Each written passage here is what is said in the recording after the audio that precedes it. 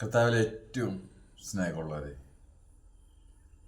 എല്ലാവർക്കും ഒരിക്കൽ കൂടെ കർത്താവ് യേശു ക്രിസ്തുവിൻ്റെ വലിയേറിയ നാമത്തിൽ സ്നേഹവന്ദനം അറിയിക്കുന്നു. യേശു ഒരു ഭവനത്തിലുണ്ട് എന്നറിഞ്ഞ് 4 പേര് ഒരു പക്ഷപാതക്കാരനെ കിടക്കയോടെ അവൻ്റെ അടുക്കൽ കൊണ്ടുവന്നു. വിശുദ്ധ മർക്കോസിൻ്റെ വിവരണപ്രകാരം 2-ാം അധ്യായം 4-ാം തിരുവചനം, ജനക്കൂട്ട നിമിത്തം യേശുവിനോട് അടുക്കുവാൻ സാധിക്കാത്തതിനാൽ ആയിരുന്ന സ്ഥലത്തെ വീടിൻ്റെ മേൽക്കൂര പൊളിച്ച് പക്ഷപാതക്കാരനെ കിടക്കയോടെ ഇറക്കി വെച്ചു. തത്സമയം യേശു അവരുടെ വിശ്വാസം കണ്ടിട്ട് പക്ഷപാതക്കാരനോട്, നിന്റെ പാപങ്ങൾ മോചിച്ചു തന്നിരിക്കുന്നു എന്ന് പറയുമ്പോൾ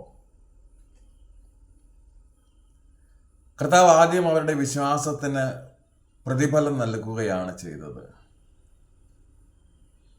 പരമവൈദ്യനായ കർത്താവ്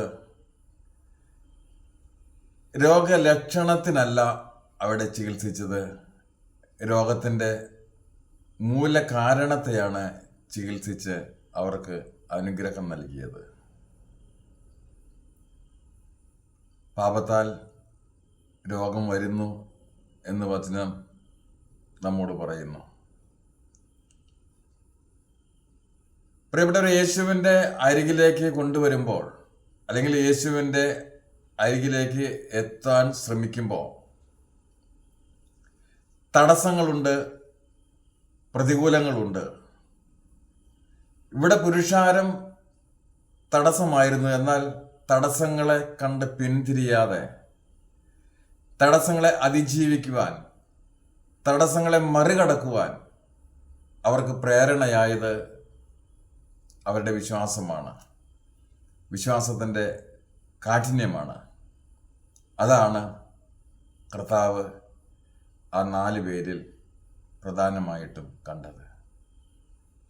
ഈ രോഗിക്ക് വേണ്ടി ഒത്തിരി ചികിത്സകൾ നടത്തി കാണണം, പല വൈദ്യന്മാരുടെ അടുക്കലും കൊണ്ടുപോയി കാണണം, പക്ഷേ ഫലമുണ്ടായില്ല.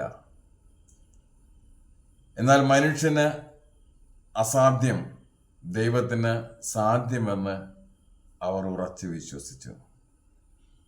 പ്രിയപ്പെട്ടവരെ, ഇന്ന് ഇത് കേൾക്കുന്ന പ്രിയപ്പെട്ടവർ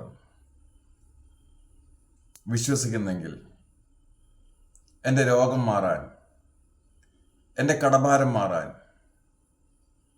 എൻ്റെ കുടുംബം യഥാസ്ഥാനപ്പെടുത്തുവാൻ യേശു മതിയായവൻ എന്ന് വിശ്വസിക്കുന്നെങ്കിൽ ഹൃദയത്തിൽ നിന്ന് വിശ്വാസത്തോടെ ഒന്ന് പറഞ്ഞേ, മനുഷ്യന് അസാധ്യം, എൻ്റെ ദൈവത്തിന് സാധ്യമെന്ന്. ഹല്ലേലൂയ. കർത്താവ് നമ്മെല്ലാവരെയും സമൃദ്ധിയായി അനുഗ്രഹിക്കുമാറാകട്ടെ. ആമേൻ.